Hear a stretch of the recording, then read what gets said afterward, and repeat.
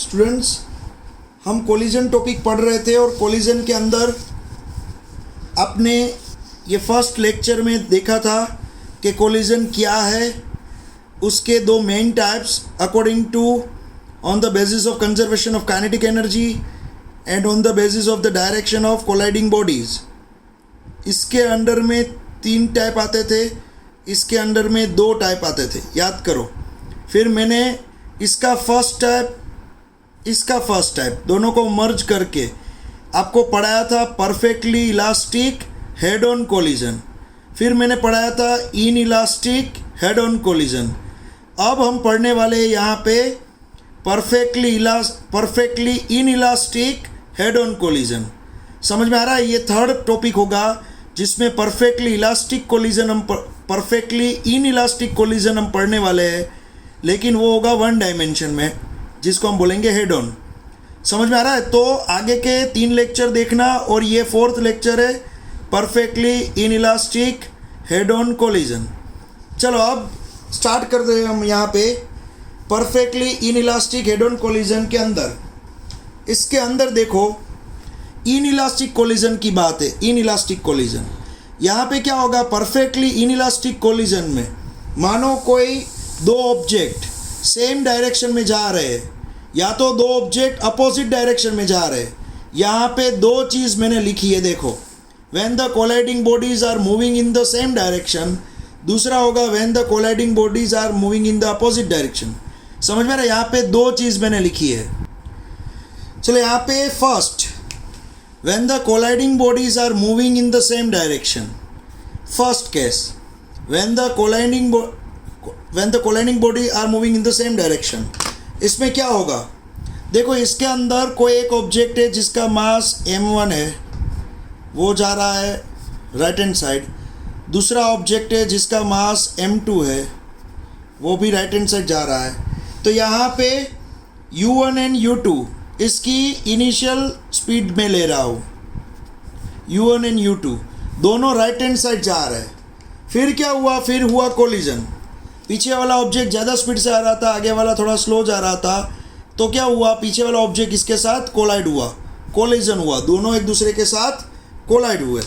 अब क्या होगा? देखो बच्चों, यहाँ पे अब आफ्टर कोलिजन दोनों ही ऑब्जेक्ट एक दूसरे के साथ स्टिक हो जाएंगे या तो मर्ज हो जाएंगे। एक दूसरे के साथ वो दोनों ही मर्ज हो जाएंगे।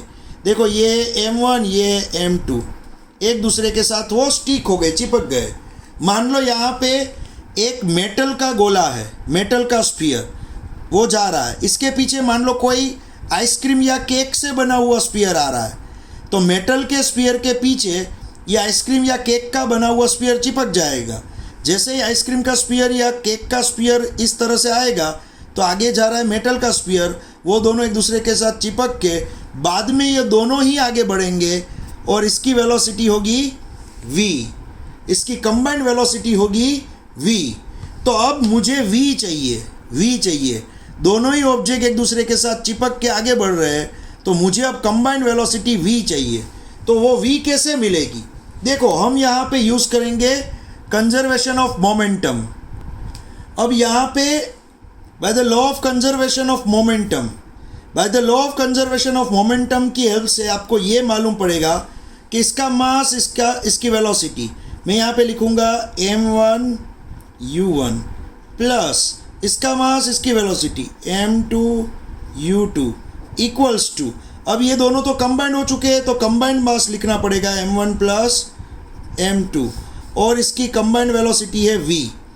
तो अगर आपको v चाहिए, combined velocity of this 2 objects, तो यहाँ पे v equals to m1 u1 plus m2 u2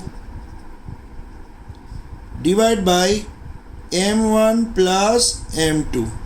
ये आपको एक फॉर्मूला मिल गया बच्चों। ये जो फॉर्मूला मिलेगा वो होगी कंबाइंड वेलोसिटी। दोनों ही ऑब्जेक्ट इतनी कंबाइंड वेलोसिटी से आगे बढ़ रहे हैं। समझ में आ रहा है बच्चों? या तो मान लो कोई एक वॉल है, एक वॉल के साथ आइसक्रीम का गोला आया, तो वॉल के साथ आइसक्रीम या केक का गोला आएगा, वो क्या हो जाएगा? वॉल के साथ चिपक जाएगा। मान लो यहाँ पे मैंने एक वॉल ड्रॉ की है इस तरह से, ये एक वॉल है। और यहाँ से आपने फेंका इस तरह से आइसक्रीम का एक गोला, इसका मास है m1 और इसकी वेलोसिटी u1 है। फिर क्या होगा, जैसे ही वो वॉल के साथ कोलाइड होगा तो वो चिपक जाएगा, वॉल के साथ चिपक जाएगा, मास m1, आइसक्रीम इसके साथ चिपक जाएगा। तो वॉल और आइसक्रीम दोनों ही स्टेशनरी है, तो दोनों की वेलोसिटी आफ्टर कोलिजन क्या हो जाएगी, 0। समझ में आ रहा है? वॉल तो वैसे भी स्टेशनरी थी, लेकिन आइसक्रीम इसके साथ चिपक गया, आइसक्रीम का गोला वॉल के साथ चिपक गया, तो आइसक्रीम की वेलोसिटी क्या हो गई, 0। तो ये कंबाइंड हो गए, देखो दोनों ही चिपक के कंबाइंड हो गए। तो कभी क्या होगा, इस तरह के केस में दोनों एक साथ चिपक के आगे बढ़ेंगे, और इस तरह के केस में ये गोला आएगा और ये वॉल के साथ चिपक जाएगा। तो ये क्या हुआ, परफेक्टली इन इलास्टिक कोलिजन। क्या हुआ, ये परफेक्टली इन इलास्टिक कोलिजन। समझ में आ रहा है? तो परफेक्टली इन इलास्टिक कोलिजन में first case, when the colliding bodies are moving in the same direction, दोनों ही बॉडीज सेम डायरेक्शन में अगर जा रही है तो क्या होगा, वो यहाँ पे आपको मिल गया। अब दूसरा जो होगा, when the colliding bodies are moving in the opposite direction, तो जब दोनों ही ऑब्जेक्ट्स अपोजिट डायरेक्शन में जा रहे हैं, मीन्स इस तरह से देखो, यहाँ पे ये m1 ऑब्जेक्ट ये जा रहा है राइट हैंड साइड, इसकी वेलोसिटी u1 है।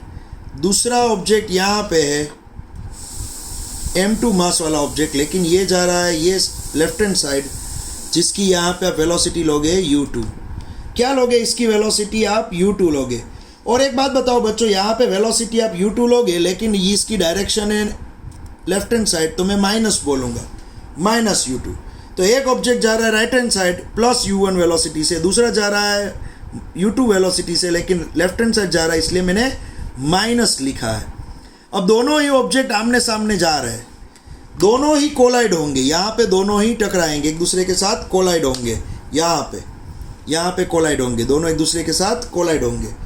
अब क्या होगा देखो, अब जैसे ही एक दूसरे के साथ दोनों टकराएंगे, तब ये दोनों ही एक दूसरे के साथ चिपक गए, इस तरह से स्टिक हो गए, और दोनों जो अलग अलग थे वो एक दूसरे के साथ यहाँ पे चिपक गए और एक ऑब्जेक्ट बन गया। जैसे यहाँ पे क्या m1 और m2 एक ऑब्जेक्ट बन गया है, वैसे ही ये दोनों यहाँ पे कोलाइड होंगे, एक दूसरे के साथ चिपक जाएंगे और एक ऑब्जेक्ट बन जाएगा। जो यहाँ पे एक ऑब्जेक्ट बनेगा, यहाँ पे जो एक ऑब्जेक्ट बनेगा, वो अब अगर मान लो इसका मोमेंटम ज़्यादा है तो उसकी डायरेक्शन में शिफ्ट हो जाएगा, या तो इसका मोमेंटम ज़्यादा है तो ये ऑब्जेक्ट इसकी डायरेक्शन में शिफ्ट हो जाएगा।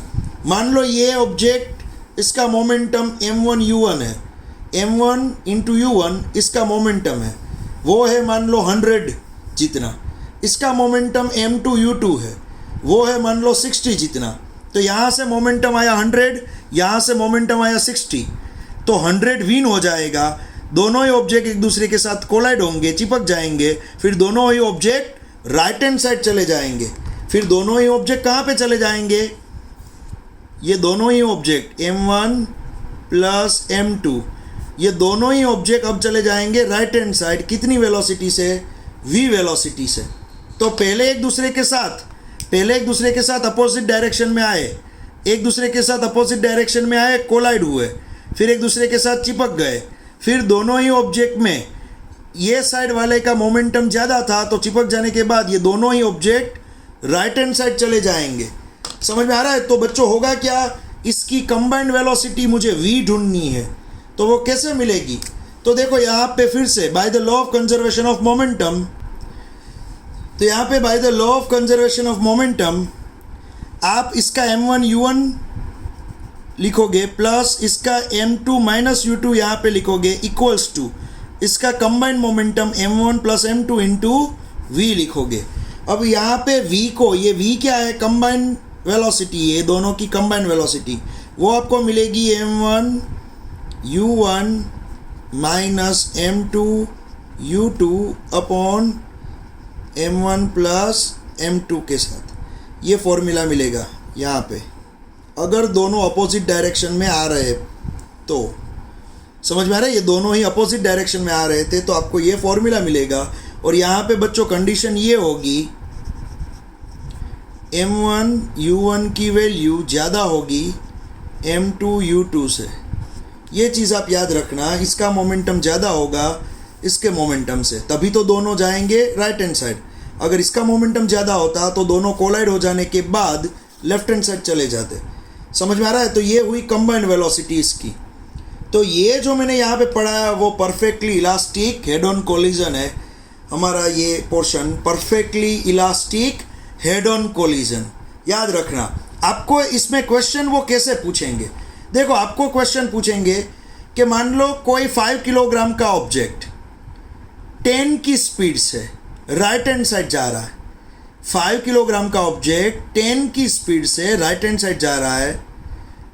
7 किलोग्राम का ऑब्जेक्ट 2 की स्पीड से राइट हैंड साइड जा रहा है। तो इसकी स्पीड ज़्यादा थी, इसकी कम है। दोनों ही object perfectly inelastic head on collision करते हैं। तो आफ्टर कोलिजन दोनों ही ऑब्जेक्ट राइट हैंड साइड चले जाएंगे, लेकिन इसकी कंबाइंड स्पीड क्या होगी, v क्या होगा, वो आपको पूछेंगे। तो यहाँ पे मास u1 दिया हुआ है, इसका मास इसका u2 दिया हुआ है। तो यहाँ पे m1 u1 plus m2 u2 upon m1 plus m2 सभी की वैल्यू जैसे ही रखोगे तो ये दोनों की कंबाइंड स्पीड आपको मिल जाएगी। अगर मान लो यही क्वेश्चन दिया होता लेकिन दोनों अपोजिट डायरेक्शन में जा रहे, ऐसा बोला है, तो आप किसका मोमेंटम ज़्यादा है वो ढूंढ लेते। तो जिसका मोमेंटम ज़्यादा है वो पहले लिखना है, माइनस जिसका मोमेंटम कम है वो बाद में लिखना है, डिवाइड करके m1 प्लस m2 कर देना है। समझ में आ रहा है? तो ये बहुत ही इजी हुआ है कोलिजन, परफेक्टली इनइलास्टिक कोलिजन। चलो अब नेक्स्ट लेक्चर में हम पढ़ने वाले हैं ऑब्लिक कोलिजन के बारे में।